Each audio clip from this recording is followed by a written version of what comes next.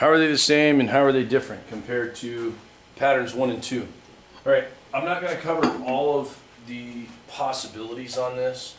I'm just going to go through and list some just because I think most of you got it and I probably won't have very many people watch the video. In this very first one, we're going to assume that the shaded sections are not there. They are missing. If we do that, how do we look at our first figure? Our first figure should be, it's not a very good color, no contrast. Our first figure should be 1 by 1. It is not. It is n plus 2 in length, so n plus 2 is its length, and its width is n plus 2 in height.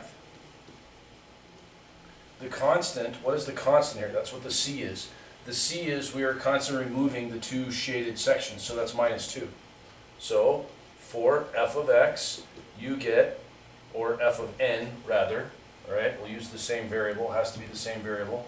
F of n, you get n plus 2 times n plus 2 minus 2. There's your explicit equation for that first box. The second box, again, they've shaded, we're assuming the shading is there. This is the little bit of the hiccup with this exercise. The shading is there, but the unshaded and shaded differentiate. What you should notice is that the unshaded is a perfect square. If the unshaded is a perfect square, I notice it 2 by 2, 3 by 3, 4 by 4, or 1 plus 1 by 1 plus 1, which is the same as 2 by 2. 2 by 1 or 2 by 1, which is the same as 3 by 3.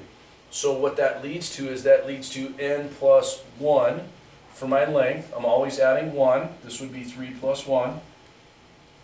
My width is also n plus 1. So that takes care of my length and width. So g, f of n is equal to n plus 1 times n plus 1. There's my length, there's my width. But what about the extra? What is going on with these extra ones right here? What is happening with those? Well, count them. I know it's extra, so that's got to be my constant. So what is happening here? What you should see is that I'm adding 3 extra. I'm adding 5 extra. I'm adding 7 extra. I would be adding 9, and so on and so on and so on. So how do I account for those?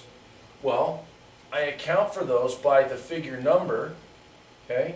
And these are all essentially perfect squares, plus it's a linear rate of change. I'm adding 2 more, I'm adding 2 more, I'm adding 2 more, I'm adding 2 more. That's a linear rate of change, right? So 2 times the figure number, or 2 times n, gives me 2 of the 3 boxes, and in order to get all 3, I simply add 1. So that becomes plus 2n plus 1. There's your linear rate of change there. We move down to the next one. The focus is on the center boxes here, okay? 1 by 1, 2 by 2, 3 by 3. This is nice because my length of my focus, box and focus is 1. The width is 1, or base and height is 1. All right, so that takes care of the center section. But what about the, let's do purple here. What about these sections?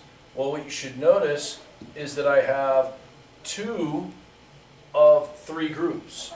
Well, how did we handle that constant in the last one? 3, 5, 7. I took 2, I multiplied it by n, and I added 1.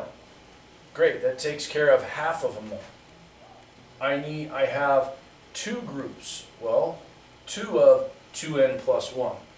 And that would lead to f of n is equal to n squared, or n times n, plus 2 times 2n plus 1. Figure 4, focus on the center section.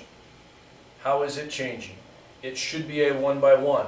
It is not. It is 1 plus 2, 2 plus 2, 3 plus 2. So my length is n plus 2. My width is still 1, still 2, still 3, so that didn't change essentially. That's still n. All right, so I've taken care of the center section. Now, how about the shaded sections? So let's go back and look at that differently.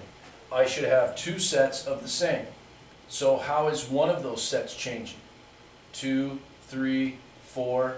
Notice that's plus 1, plus 1. So over here, I'm going to take the figure number and add 1 to that, okay? Or multiply it, the figure number by a constant, multiply it by 1, and then just how many groups do I have? I have 2 of them. Notice how it's different. This is 2n, this is only n. So f of n is equal to n plus 2 times n plus 2n plus 1. Oop.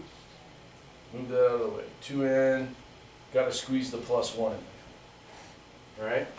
And then you should, I'm gonna let you kind of stew on that one there and see if you have any questions about this one here. This is kind of a tough one, but ask questions as you need to. There's your example.